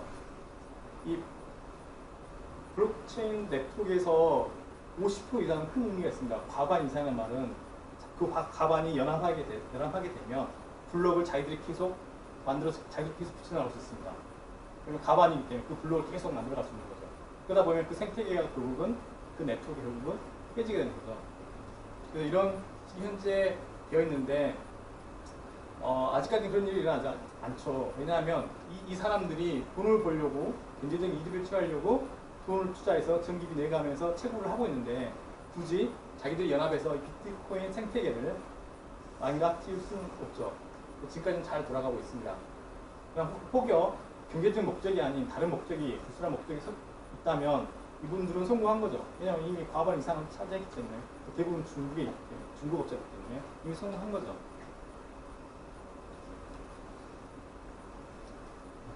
이제 결국 이제 해시 퍼즐을 통해서 마이닝을 하게 되고, 그 마이닝을 하게 되면 결국 얻게 되는 리워드가 있는데 그게 바로 인센티브로 동작하게 되는 거죠. 다시 이제 정리해 보면 비트코인은 노드가 트랜지션 거의 내역을 받아서 블록을 만들어서 저장해 주는데, 블록은 함부로 만들 수 있는 게 아니라 특정한 일을 수행해서 해시값을 찾아서 그때서야 블록을 만들 수 있다. 그러면 그 노드가 왜 그런 일을 하느냐, 왜 그런 일을 해야 되겠느냐, 순수하게 선의의 목적을 하겠느냐, 그건 아니라는 거죠. 그래서 사토시가 비트코인에서 인센티브 엔지니어링을 일으켰습니다. 블록을 하나 만들 때 나는 특정 비트코인을 주겠다. 현재는 13비트코인인가 12.5 비트코인인가 줍니다. 처음에는 이제 굉장히 좋다, 계속 반감하고 있는 거죠. 절반, 특정 기간 지나면 또 절반 주고 있는 거고, 또 새로운 블록을 만들 때마다 주는 거죠. 근데 해시값 찾아서 블록을 만들어서 전파시켜서 다른 체인에 연결시켰는데 이게 하필 운이었어서 가장 긴 블록이 아니었다. 블록체인이 아니었다. 그럼 이게 사라지는 거죠. 그러면 그 남은 돈을 못 받는 거죠. 그래서 이 내가 만든 블록이 이 정도까지는 지나야지 확실해진다라고 하는 게 내 뒤에 6개의 블록이 생기면 나는 이제 안전하다. 그래서 그때 이제 그 비트코인을 받을 수 있게 됩니다. 네. 채굴업자들은 핵심제를 풀면은 네. 그거에 대한 상금 여부를 당연히 네. 왜냐면 그 블록체인을 운영한 사람들은 그걸 그때 돈을 주면서 자기네들이 얻는 쪽으로 블록체인 운영하는 사람은 채굴업자 말고 이용하는 사람들 말한다. 이용자. 그러니까 블록체인을 제공하는 사람들 그 플랫폼을 제공하는 사람들은 네. 어떤 거를 얻는 일단 그 비트코인이 일단 거래가 되는 이유는 블록체인이라는 비트코인이라는 플랫폼 위에서 새로운 서비스가 나올 거고 그 서비스를 굉장히 유용할 거다. 예를 들면 블록체인 기반으로 어떤 모기지를 대출해주는 서비스다 치면 제가 모기지를 은행마다 제출할 필요 없이 나는 원장에다 기록해 놓죠. 블록체인에 기록해 놓고 모기지 브로커들이 와서 내 걸 나에게 허락받아서 보고 자기가 나에게 제시해 주겠죠. 이런 식의 뭔가 기존과는 다르게 탈중앙화된 플랫폼 위에서 탈중앙화된 서비스가 나오게 되면 굉장히 가치 있을 거다. 그때 쓰이는 결제 수단이 바로 비트코인인 거죠. 비트코인에 의해서 비트코인을 쓰게 되니까요. 그러면 그 가치 있는 서비스가 만약에 정말 좋아서 남들이 나도 이용하고 싶다. 그럴 때는 비트코인을 팔 수가 있게 되죠. 이때 법정화폐라고 써요. 예를 들면 $1000, 이 비트코인을 $1000, $1000 팔겠다 하면 혹자는 그걸 살 수도 있겠죠. 근데 그게 이제 인플레이션 되고 기대감이 계속 증폭되면서 지금 이제 과열돼서 이제 작년까지 과열됐다가 이제 약간 좀 감소 추세가 있는 게 현재이고요. 그래서 블록체인 또는 비트코인 플랫폼 기반으로 굉장히 편리한 서비스가 나올 거다라는 기대감 하에서 그런 거래가 가능했던 거고요. 그래서 지금은 이제는 그 기대감이 좀 그 환상이 거쳐가는 추세이고 전문가들 얘기 들어보면 비트코인은 혁신적이었지만 정말 우리에게 필요 서비스를 주지는 못할 거다. 워낙 초기였고 이제 실제 운영하다 보니 여러 가지 한계점도 많이 나오고 있다 보니 좋은 개념을 제시해줬고 좋은 방향을 제시해줬지만 얘가 살아남을 수 있을 거다 라고 말하는 분은 별로 없습니다. 그래서 결국 이제 예전에 네덜란드 튤립 사건처럼 유시민 작가님이 토론에서 언급했다시피 일종의 어떤 거의 투기 양상까지 갔던 거죠. 그때 지금 됐던 거고요. 그래서 지금은 여전히 또 그런 기대감이 다른 플랫폼으로 옮겨가고 있죠. 이더리움이랄지 리플이랄지 뭐 하이브리드 이런 거. 그 부분을 계속 지켜보는 게 좋을 것 같다는 생각입니다. 네. 아까 그 블럭이 없어질 수 있다고 하셨잖아요. 네네. 네, 맞습니다. 네. 그럼 그 안에 들어있는 충분히 포텐시스는 굉장히 좋은 질문인데 사라지지 않습니다. 사라지지 않고 포텐시스는 브로드캐스트 됐기 때문에 다른 노드에서 누워서 블록에 추가시켜서 연결시키게 됩니다. 왜 노드가 그런 일을 하냐면 당연히 경제적인 이유 때문인데요. 그의 스스로 피를 받기 때문입니다. 그래서 다른 노드에서 없어진 블록의 거래 내역들을 다시 끄집어내서 집어넣는 것이죠. 그러면 하나의 트랜잭션은 여러 노드의 여러 블럭에 존재할 수 있어요. 네네, 브로드캐스트입니다. 여러 블럭에 노드가 아니고. 아니요. 블록에는 한 번 들어가요. 근데 그 블록을 검증할 때 그걸 딱 보게 되잖아요. 그러니까 그럴 때 검증이 되는 거죠. 그러면 만약에 그 노드가 해당 트랜잭션을 자기 풀에 갖고 있었으면 그 풀에서는 그 트랜잭션을 찾지 못해요. 네네. 근데 그런 노드들이 많잖아요. 네. 이게 한 번에 일어나요. 어떤 블록을 만들 때요. 블록은 10분에 한 번씩 만들기 때문에 한 번에 일어난다고 말할 수 있습니다. 정상에 있는 노드들이 10분에 한 번씩 싱크가 되는 거예요. 네네. 하려고 노력하고 있죠. 완전한 동기화는 안 되죠. 근데 하려고 노력하는 거죠. 10분에 한 번씩 생기는 거고, 그리고 이제 2016번째, 2016개가 생기면 해시 함수의 난이도를 조정하게 됩니다. 그래서 다음 난이도 좀 더 떨칠 거냐, 높일 거냐, 이렇게 결정하게 되는 거죠. 근데 아까 트랜잭션은 네. 그 우선순위에 따라서 블럭에 들어갈 수 있거나 없거나가 정해지는 네, 노드에서 결정이 되죠. 만들어져요. 네, 맞습니다. 노드에서 만들어져요. 네. 근데 그런 것들이 노드들마다 다를 수 있지 않나요? 그러니까 자기가 갖고 있는 트랜잭션이 다를 수 있지 않나요?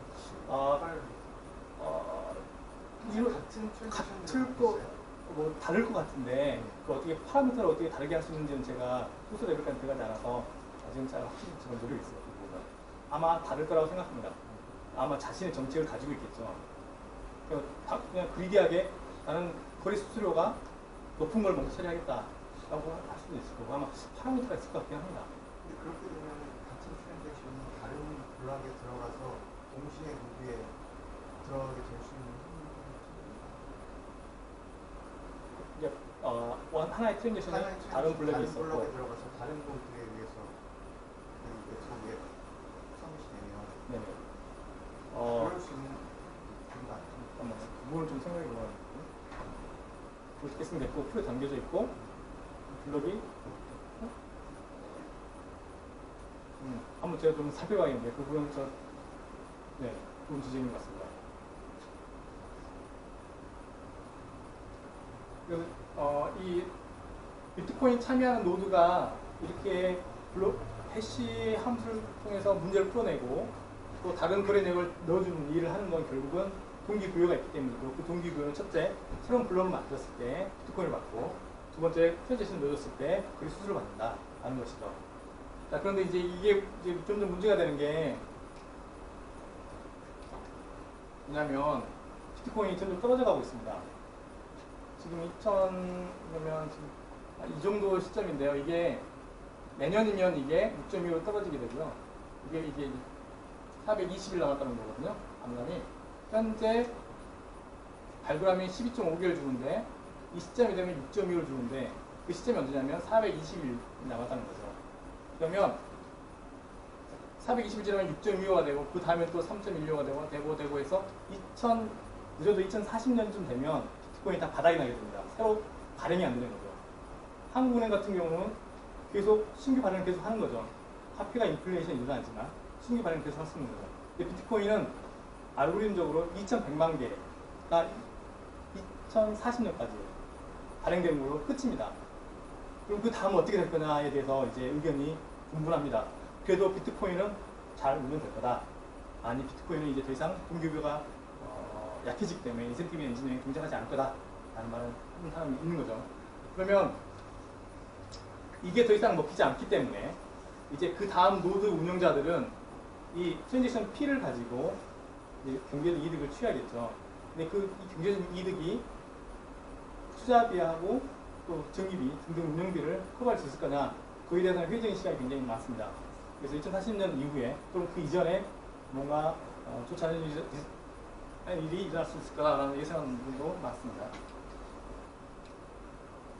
보시면 현재 83.9%의 캐시가 이제 발굴이 돼서, 즉 비트코인이 발굴이 돼서 나왔고요. 나머지 17%, 16% 정도가 남아있는 거죠.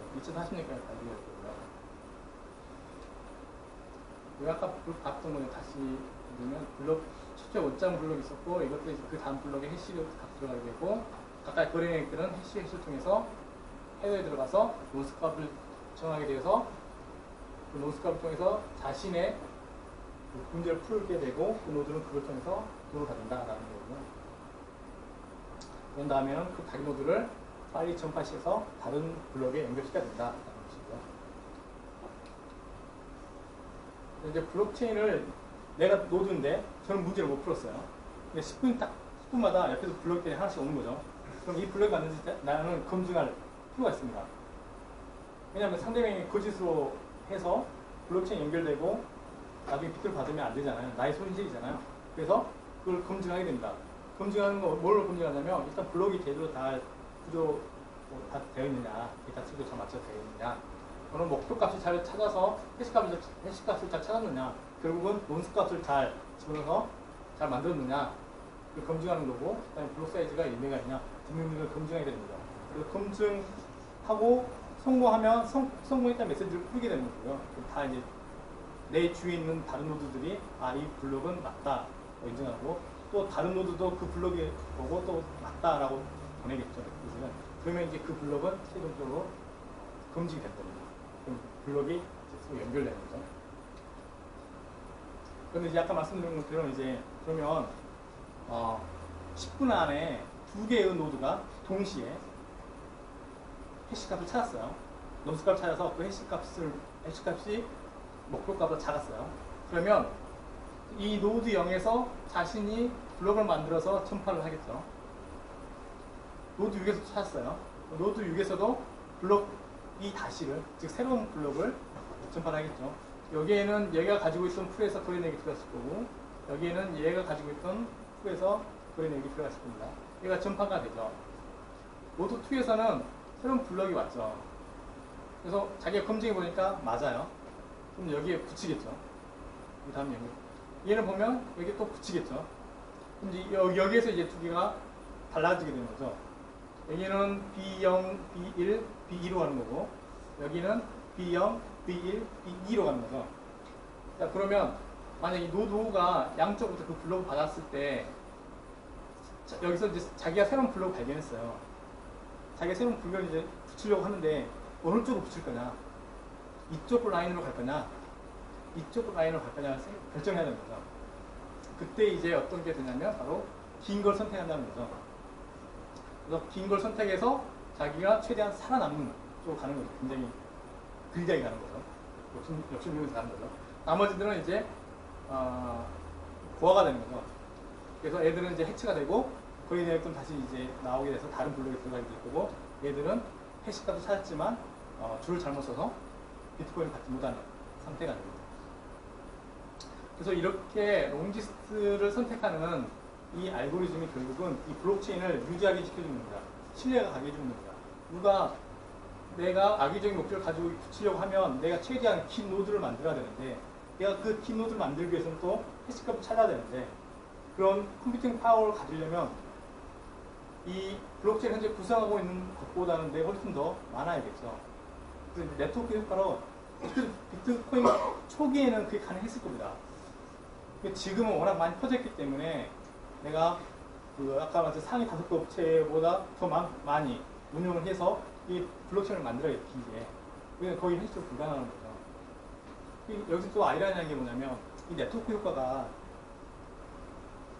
비트코인에 많은 노드가 참여하면 참여할수록 안전해집니다. 더 신뢰가 갑니다. 이건 좋은데 트레이드 오프로 많이 붙으면 붙을수록 이 노드가 해야 될 일 많죠. 거래내 관리하고 이게 결국은 다 원장이 다 카피됩니다. 2년 전인가 그게 1.5개 정도 됐다는데요. 지금 뭐 그런 인기가 넘었겠죠. 그거를 거의 다 카피해야 되고 거기서 어떻게 서칭해야 되겠죠. 쓰고서 서칭을 해야겠죠. 그렇다면 거래가 점점점 늦어지게 됩니다.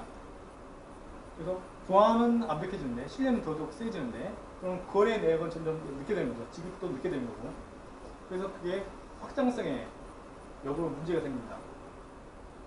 노드가 늘어나면 늘어날수록 신뢰는 강해지지만 실제 화폐가 가져야 될 기본적인 거래 내역, 거래 지급 그런 것들이 약해지는 그런 아리한 상황이죠. 이게 이제 비트코인이 가진 물적인 문제 중에 하나입니다. 스케일러블리티가. 그리고 이제 비동기화된 노드들이 서로 합의를 이루어야 되는데 이게 참 고정적으로 어렵다는 이론입니다. 이게 1982년에 나왔던 논문 같은데요. 그때 비잔틴 장군 문제를 제기하는 분이 있습니다. 여기 가운데 적군의 성이 있고 그 세 장군이 그 성을 무너뜨려야 됩니다. 근데 두 부대로는 도저히 못 이깁니다. 세 개의 부대가 동시에 진입을 해야지 그 성을 무찔 수 있습니다. 그런데 뭐 당시 실제 비잔틴이 그런지 모르겠지만 이 장군 중에 악의적인 목표를 가진 사람이 있다는 거죠. 나는 안 간다. 그런 거죠. 그래서 커맨더가 이제 가자 했을 때 얘는 아니다 후퇴하라고 그랬다 라고 메시지를 보내면 얘는 이제 헷갈리는 거죠. 근데 커맨더가 이제 얘가 이제 악의적인 목표를 가지고 너는 공격해, 너는 후퇴라고 했을 때 또 이제 서로 다른 메시지를 받게 되면 헷갈리는 거죠. 그래서 이게 비동기화된 피어-투-피어 네트워크에서 어떻게 서로 합의를 가져갈 거냐 굉장히 어렵고 힘든 문제였습니다. 비트코인 나오기 전까지. 근데 비트코인은 이제 이걸 아까 프루프 오브 POW, 프루프 오브 그리고 롱체인을 선택하는 방법으로서 현실적으로 타협해 가면서 성공했던 거죠. 이 논문에서 어떻게 해결했냐면 적어도 3배 있으면 3 악의적인 사람 코가 3배 이상이 있으면 이거는 성공할 수 있다. 3n 플러스 1이 있으면 된다. 라고 말을 했어요. 근데 이건 이제 치명적으로 동기화된 조그만 네트워크인 거죠. 현재 비트코인처럼 어싱크하고 굉장히 분단되어 있는 피어투피어 네트워크에서는 이게 먹히지 않는 거죠. 그래서 비트코인은 바로 이 POW와 롱디스 체인을 선택하는 방법으로서 이 싱크 문제를, 컨센서스 문제를 해결한다는 겁니다. 다시 정리를 해보면 내가 뭔가 악의적 목적을 가지려면 일을 해야 됩니다. 프로그램을 해야 됩니다. 막 일을 합니다. 그 다음에 롱디스 체인을 가지려면 나의 우호자가 있어야 됩니다. 내가 나쁜 좀 목적을 가졌으면 누가 나를 우호해주지 않고 나를 파기시키겠죠. 결국 내가 또 계속 체인을 만들어내야 되는 거죠. 그래야 되는데 결국 네트워크 효과 때문에 여기에 선의의 노드가 많았다면 나는 내 의견은 묵살되는 거죠. 그래서 여기처럼 얘 의견이 묵살되고 이 3명이 연합해서 적을 누를 수 있는 것처럼 비트코인은 바로 그걸 해결했다는 거죠. 완벽하진 않지만 현실적으로 그걸 잘 타협해서 만들었다는 거죠. 현실적으로 타협했다는 게 뭐냐면 그만큼 비트코인은 또 문제점이 있습니다. 초당 결제할 수 있는 TPS가 3.3에서 7입니다. 초당 7개까지 체결할 수 있는 거죠.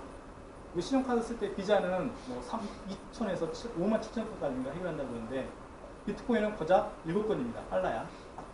그러면 이건 지급 수단으로서는 사용하기가 굉장히 어렵겠죠. 전 세계적으로 초당 수만 건의 결제가 일어날 텐데 비트코인은 그걸 커버를 못하는 거죠. 그래서 비트코인은 그걸 커버를 못하는 거고 대신 이걸 커버하기 위해서 다른 플랫폼들이 이제 분기되어 나오기 시작합니다. 나이트한 버전으로서. 그러면 이제 어떻게 빨리 할 수 있느냐? 아까 블록이 1메가라고 그랬죠. 1메가 만들면 작게 만듭니다. 블록을. 10분을 기다린다고 했죠. 10분 기다리지 않고 빠르게 보냅니다. 빨리빨리 보내는 거죠. 그리고 그 블록을 만들려면 해시를 찾아야 되는데, 그 우억을 해야 되는데, 그것도 난이도를 낮게 해줍니다. 그러면 최대한 지금 트랜잭션이 빨리빨리 처리될 수 있겠죠.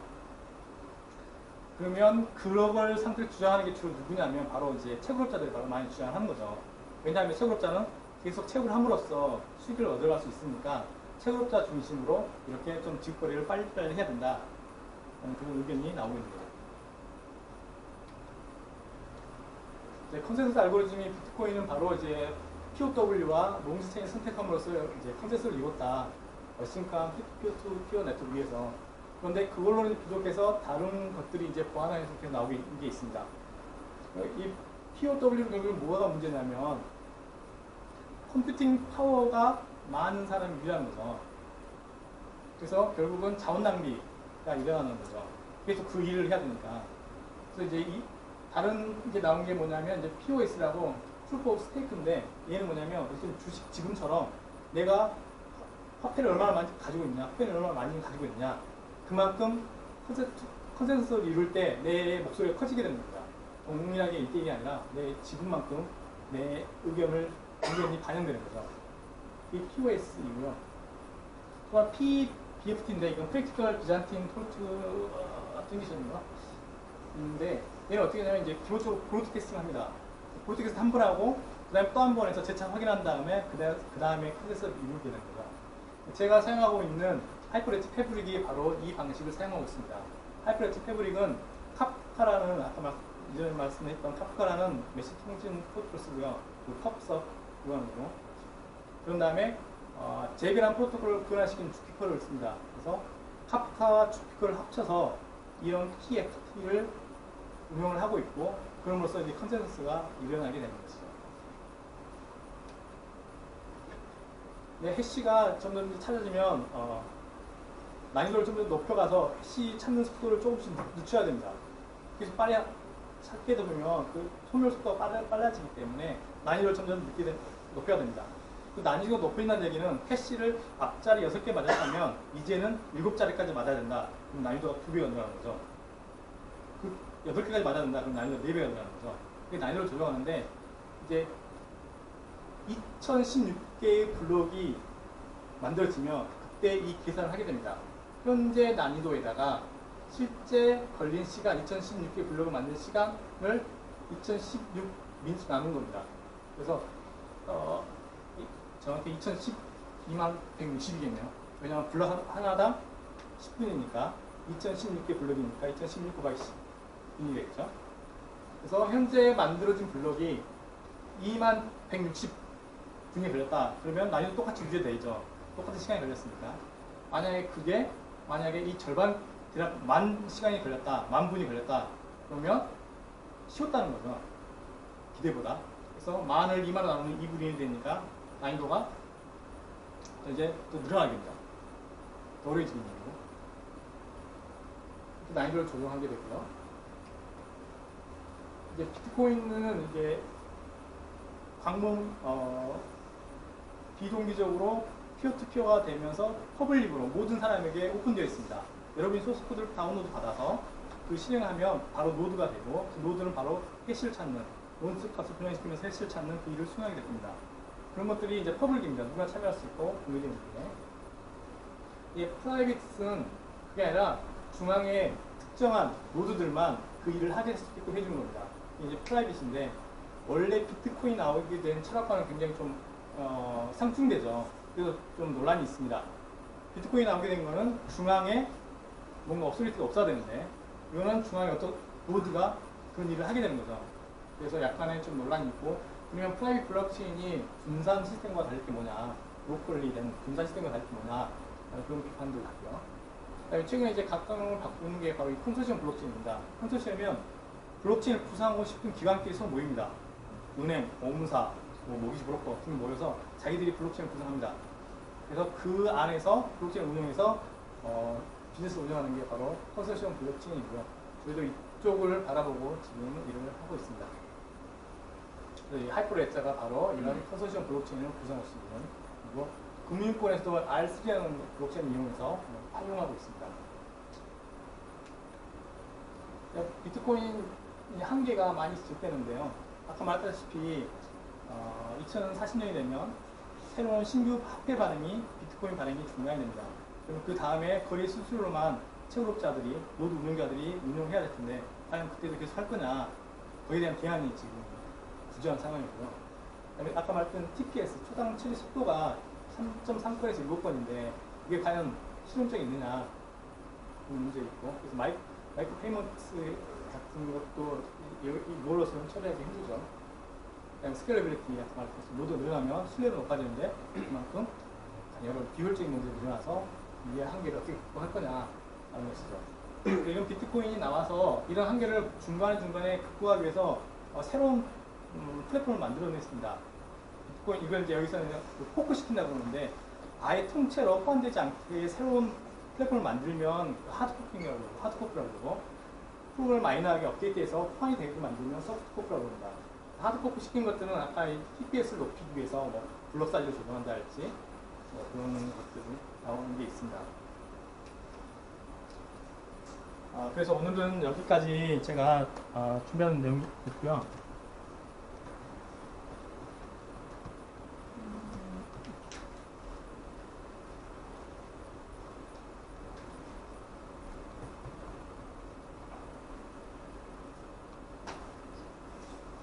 이게 이제 하이퍼렉스를 이용해서 실제 네트워크 구성하는 간단한 예제인데요. 잘 안 보시죠.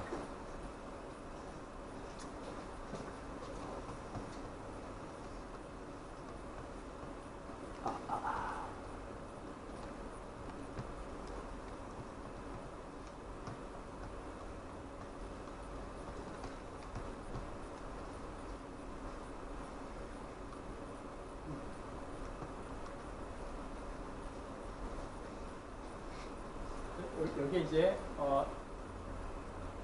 기관 하나, 즉 어떤 뭐 일단 은행 하나, 보험사 하나 이렇게 있다고 가정하죠. 그 기관 안에는 각각의 노드들이 있을 수 있고요. 그래서 이제 피오 노드라고 합니다. 그래서 제가 이제 예제상 만들었던 거는 이 5구 0에는 노드 하나 있고, 5구 0에는 하나 있고, 1에도 하나가 있고, 각각의 어드민 노드가 있고 그럽니다. 그리고 이제 오더러는 이제 약간 그 카프카를 통해서 모든 트랜지션들을 이제 순서를 매깁니다. 비동기화되기 때문에 당연히 시간도 비동기화되어 있죠. 그래서 이 오더러가 시간을 잡아줍니다.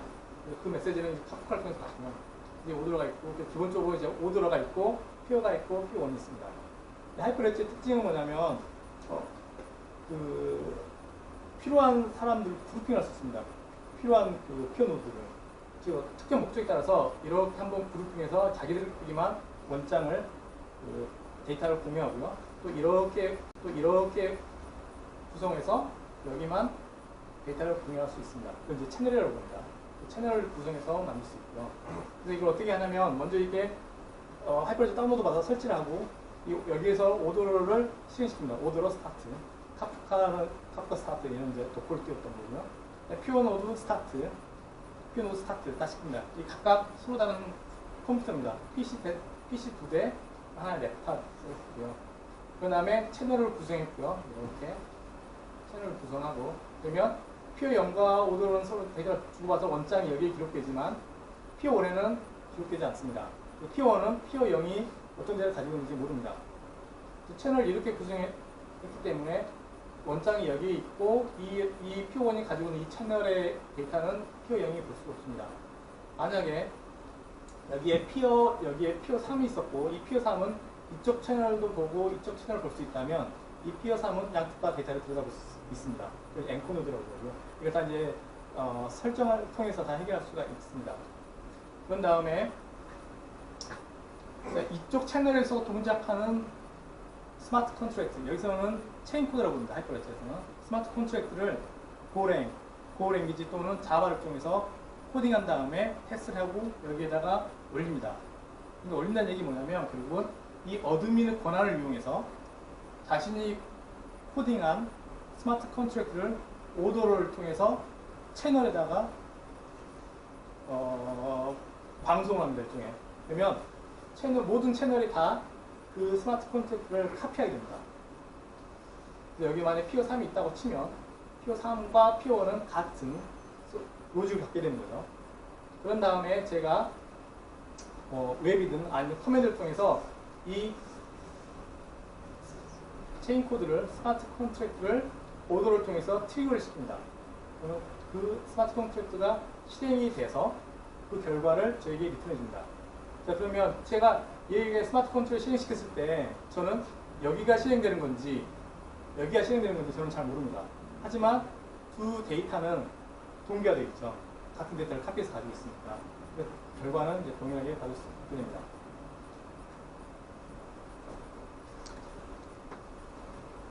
그래서 실제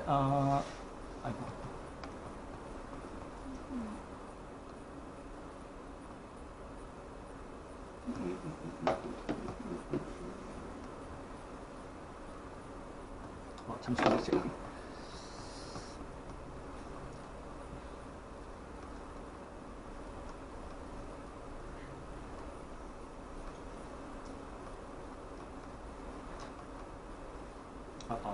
대통령 얘기하는. 실제 그 스마트 체인 코드를 카피하고 인스턴스화 시키고 호출하는 그 커맨드를 보여주고 싶은데 잠시만요.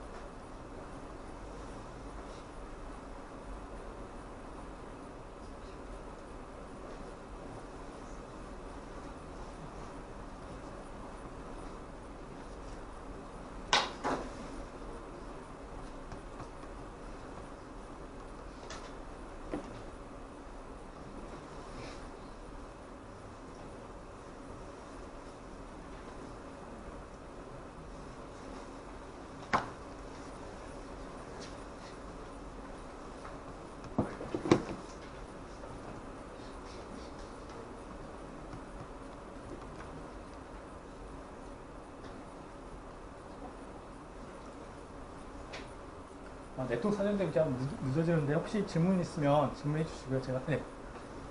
그 아까 쉬운 네. 예. 그런 형태를 얘기하셨는데 네네.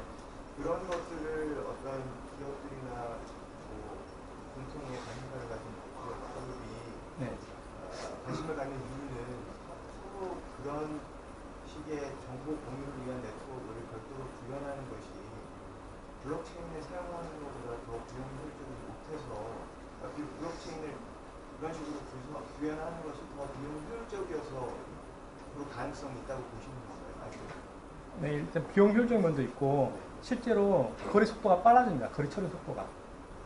그래서 예전에 한국은행에서 실제 그 테스트를 해봤더니 그 시간이 좀 빨라졌더라는 그 보고서도 있고요. 그리고 예를 들면 이제 되게 물류 같은 거 보면 물류가 이제 정보가 계속 각각 입력이 되잖아요. 그게 하나 공통된 원장이 하나 있고 그걸 억세스에서 볼 수만 있다면 입력하고 보고 처리하는 그런 처리 속도보다 훨씬 더 빨라지게 되는 거죠.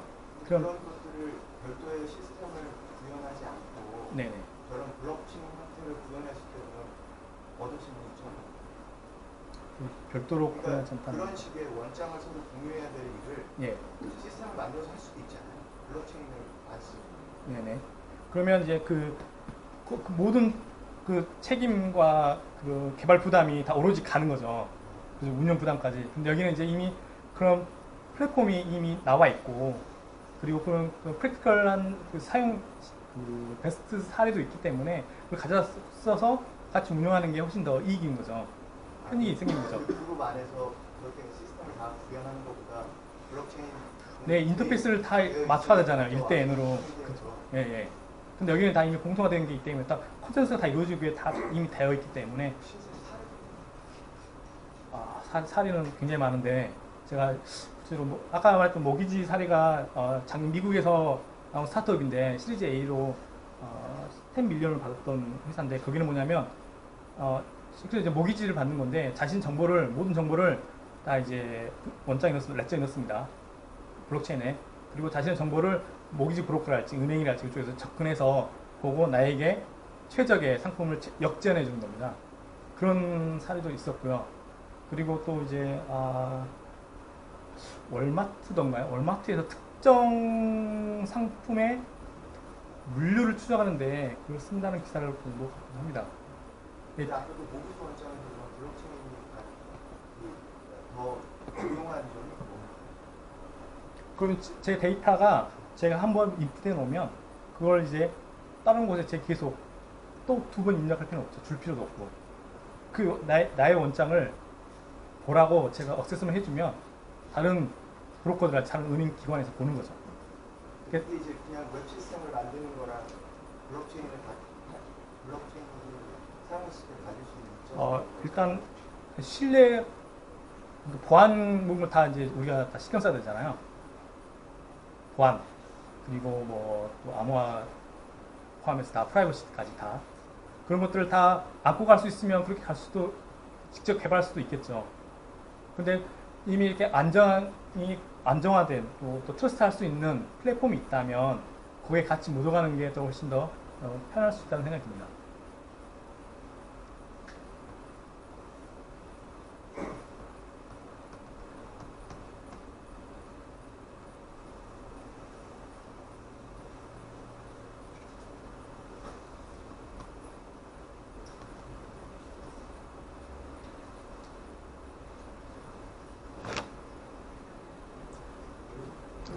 제가 요즘 네. 보통 이 비트코인 예를 들면 제가 한번 해본 적은 없는데 네. 그걸 다운받아서 설치를 하면 네네. 제가 하나의 노드가 되는 거예요. 네네. 대신 제가 가진 비트코인 하나도 없는 거고 네. 제가 컴퓨팅 파워가 낮으면 그냥 노드로서 일만 하고 아무것도 얻을 수 없는 그래서 가능성이 계속 그냥 헛바퀴 도는 거죠. 근데 그러면은 거의 컴퓨팅 파워가 제일 중요한데 네네. 이게 만약에 컴퓨터 파워 높은 쪽이 항상 가져가는 건가요? 그것도 어느 정도의 차이가 이게 확률적으로 생각해 봤을 때 컴퓨팅 파워가 높으면 그만큼 캐시를 가져가게 됩니다. 코인을. 100%는 아닙니다. 계산이 무조건 빠르다고 확률적으로 봤을 때는 어떤 거죠? 최근 업체들은 컴퓨터 파워로 경쟁을 하는 거죠. 네네. 그 판 보셨죠? 그런 식으로. 네네.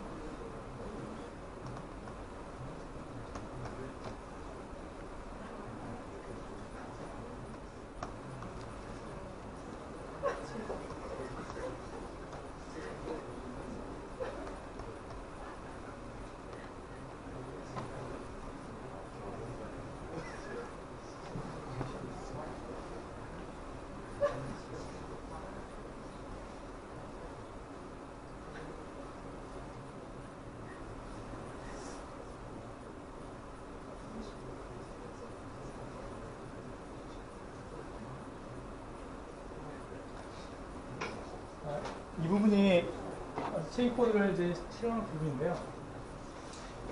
이제 여기서 할 수 있는 일은 다 이제 그 페이브릭에서 제공하는 API를 통해서 할 수 있는 일인데 제가 테스트하기 위해서 커맨드에서 하는 것을 여기 적어놓은 겁니다. 피어 체인 코드라는 명령을 통해서 먼저 그 체인 코드 인스톨 시킵니다. 인스톨 시키는데 오더러를 지정해줘야 됩니다. 그래서 오더러가 항상 중심에 있습니다. 그 채널에서 체인 코드를 스마트 컨트롤을 등록하기에 가장 중심에 있고요. 그 다음에 스마트 컨트롤의 이름을 적어줍니다. 그 다음에 버전을 적어주고 실제 해당 경로를 적어줍니다. 자바 같은 경우에 랭귀지 자바를 넣어줘야 되고요. 그러면 이게 딱 인스톨이 되는데 인스톨 됐다는 얘기는 런닝 상태가 된 게 아니라 카피가 됐다는 겁니다. 그 오더러가 관장하는 그 채널에 속한 모든 멤버 노드에게 이 스마트 컨트랙트가 카피됐다는 거예요. 이 비즈니스 로직이 카피됐다. 그런 다음에 그걸 이제 인스턴스화 시켜야 됩니다. 그러면 역시나 또 오더러를 통해서 해당되는 스마트 컨트랙트를 인스턴스화 시키는데 얘가 채널 네임이고 얘가 채널 이름이고 얘가 이제 스마트 컨트랙트 이름입니다. 그 다음에 소개시킬 때 바로 이렇게 파라미터를 넘겨줄 수 있습니다. 파라미터 넘겨줘서 그 비즈니스 로직이 실행되게 만드는 거죠. 이건 뭐냐면 A라는 계좌에 100을 주고 B라는 계좌에 200을 주어서 하나의 스마트 컨트롤을 실행시킨 겁니다. 그러면 이제 이때서 이제 러닝 상태에 들어간 거죠. 그 다음에 제가 쿼리를 해보면 각각 100과 200이 지금 렉저에 들어가 있는 걸 확인할 수 있습니다. 원장에 블록체인에 들어가 있고요. 그 다음에 어떻게 트리거를 시키냐면 이렇게 인보크를 시킵니다. 제가 커맨드상에서 인보크를 시켰는데 이건 다시 말씀드리지만 API를 통해서 인보크할 수 있습니다. API를 통해서 체인 코드의 그 API를 호출할 수 있습니다. 저는 테스트하기 위해서 그냥 커맨드상으로 했는데요. 체인 코드 인보크를 시킨 다음에 역시나 오더러를 지정해주고 채널의 이름을 지정해주고 실행시킬 스마트 컨트랙트를 지정해줍니다. 그런 다음에 역시나 파라미터를 넘겨주게 된 거죠. 이 파라미터는 A에서 B로 20을 넘겨라 라는 겁니다. 그러면 체인 코드는 그걸 받아서 이 파라미터 3개를 받아서 A에서 20을 빼고 B에다가 20을 넣어주는 그 로직이 있는 거죠. 그런 다음에 쿼리를 해보면 역시나 20이 빠지고 20이 들어가 있죠. 이런 식의 간단한 스마트 컨트롤가 구현되어 있고요. 이제 제가 하려는 게 어떤 거냐면 이제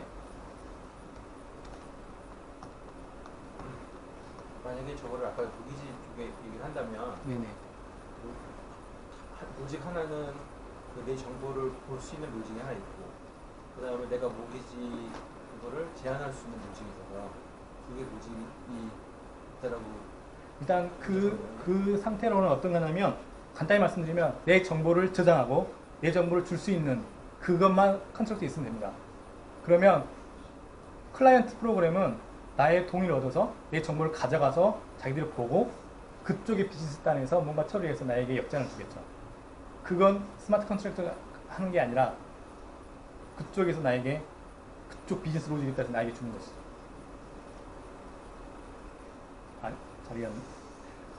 지금 하는 게 뭐냐면 일단 이 부분이 이제 스마트 컨트롤 개발하는 부분이고요. 그래서 이 부분은 스마트 컨트롤 개발자가 있어야 되는 거고 이 네트워크를 운영 관리 또 업그레이드할 사람이 필요하죠. 네트워크 엔지니어가 필요하고 이 부분은 이제 이 패브릭 SDK를 이용해서 REST API를 구축해야 됩니다. 근데 이 REST API 서비스는 또 마이크로 서비스 때문에 백엔드에서 마이크로 서비스 패브릭 SDK를 운영할 수 있는 역할이 필요하게 되는 거죠. 이렇게 되면 여기에 프론트엔드, 여기에 이제 백엔드, 여기에 하이퍼레저 블록체인 플랫폼이 구성이 되는 겁니다. 그리고 이제 물론 데이터베이스는 여기 붙어 있습니다. 몽고디비도 붙어 있고 저희가 이제 정책상 이 데이터는 인크립션 시켜서 렉저로 가자 이런 것들은 이 서비스를 통해서 저장을 하고요. 그리고 그런 프라이빗한 데이터는 들어가지 않습니다. 블록체인에. 왜냐하면 일단 들어가면 모든 사람이 카피가 되고 볼 수 있기 때문에 프라이빗한 개인적인 데이터는 가급적 넣지 않고 꼭 넣을 필요가 있다면 어떻게 할 거냐 지금 그걸 고민하고 있는데 그럼 인크립션 시켜서 넣자 이런 식으로 고민을 하고 있습니다. 그리고 그렇지 않은 데이터는 여기에 이제 몽고디비를 주렁주렁 달아서 각각 마이크로 서비스가 달고 있는 거고요. 최근에 유럽에서는 이제 개인정보 보호를 강화시킨 GDPR이 나왔습니다. 근데 그 GDPR은 개인정보 주체가 확실히 개인한테 있는 거거든요. 개인을 특정할 수 있는 데이터가 이런 들어가 있으면 안 되거든요. 만약 그게 이제 캐나다나 한국이나 이제 다 강화가 되면 이 블록체인에 개인을 특정할 수 있는 데이터가 들어간다는 것은 안 됩니다. 그래서 지금 저희는 그러면 GDPR을 어떻게 극복할 수 있는지에 대해서 고민도 많이 하고 있고요. 혹시나 좀 이런 쪽에 관심 있거나 아이디어가 있으시면 좀 같이 얘기를 나눌 수 있는 모임을 만들어 갔으면 합니다. 네, 오늘 제가 말씀드릴 건 여기까지고요. 혹시 또 추가 질문사항 있으면 네, 없으면 마치도록 하겠습니다. 감사합니다.